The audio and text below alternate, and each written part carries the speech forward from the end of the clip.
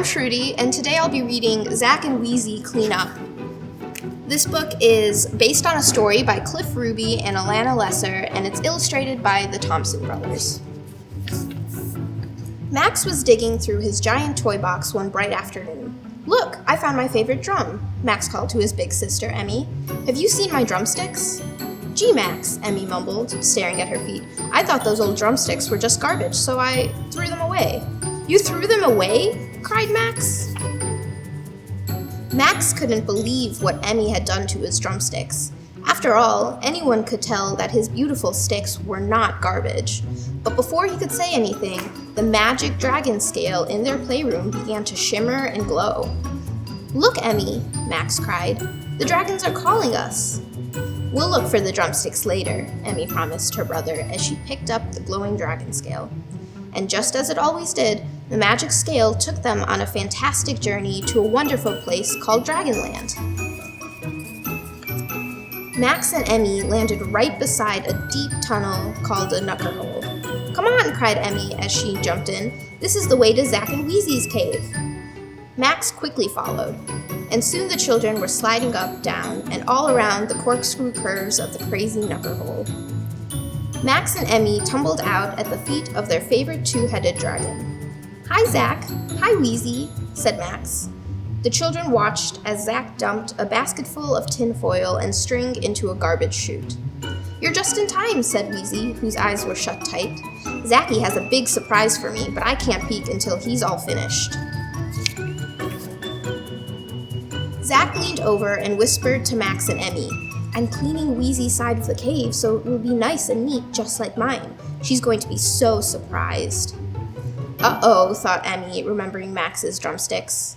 Before she could warn Zach, he dumped the last of Wheezy's things down the deep, dark garbage chute.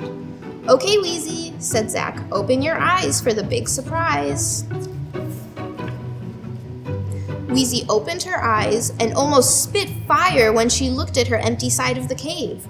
"Where's my favorite ball of tinfoil? And my slippery green rock collection? And my best button bracelet?" she asked. "Where are all my things?" "What do you mean?" answered Zach. He couldn't understand why Wheezy seemed so upset. "All I did was throw away the trash." "You threw away all my beautiful treasures, Zachy," cried Wheezy as she rushed to look down the garbage chute. "We have to go down to the garbage cave and find them." "Not that garbage cave," groaned Zach as Wheezy dragged him along. It was too late. The dark garbage cave was empty. "All my treasures are gone," Wheezy said, sniffling. "Arlo the garbage dragon has already taken everything away to the dragon dump." "We could fly to the dragon dump and find your things," Zach suggested with a sigh. Zach hated the thought of all that smelly trash, but he really wanted to make things up to his sister Wheezy.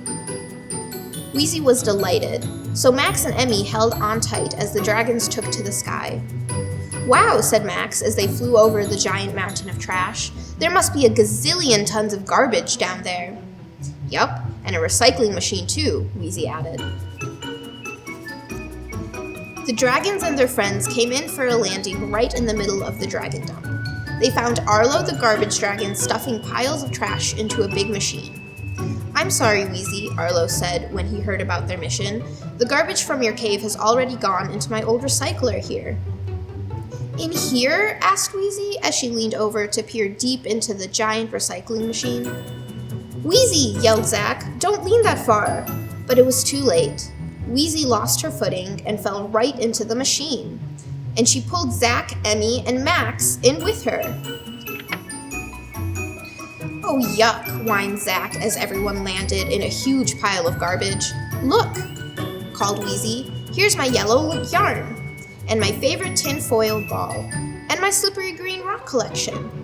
She hugged her treasures close. "Does this mean we can go home now?" asked Zach. "Not until we find my button bracelet," Wheezy answered. After they had searched for a while, all they had found was one shiny purple button. "My button bracelet just isn't here," sobbed Wheezy. "Guess it's gone, just like my drumsticks," said Max. "I'm sorry, Max," Emmy told her brother. I'll never throw away anything that's yours again. I'm sorry too, Zach told Wheezy. I'll make you another bracelet, I promise. Did you find all your buried treasures, Wheezy? Arlo asked as the friends climbed out of his recycling machine.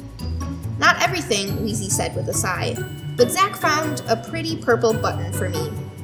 That button sure would look fine on this, Arlo said as he jingled a bracelet on his arm. Wheezy's eyes lit up and her little dragon heart soared. Look, she said, it's my button bracelet, safe and sound. Well, bust my britches, said Arlo as he carefully tied the bracelet around Wheezy's wrist. I knew this bracelet was too good to be trash. Wheezy thanked Arlo with a big dragon kiss, but before waving goodbye, she handed him the purple button. So you can start your own button bracelet, Wheezy explained. Soon, Zach and Wheezy were soaring back to their dragon cave, and Emmy and Max were taking their own magical journey back home. Now, let's see about those drumsticks, Emmy said to Max. She emptied the trash can onto the floor of their playroom. There they are, Max shouted. He grabbed his drumsticks and began to beat on his drum. Max was banging so loud, Emmy could barely hear him say, "Thanks, Emmy." The end. Thanks for joining us, and we'll see you again next time.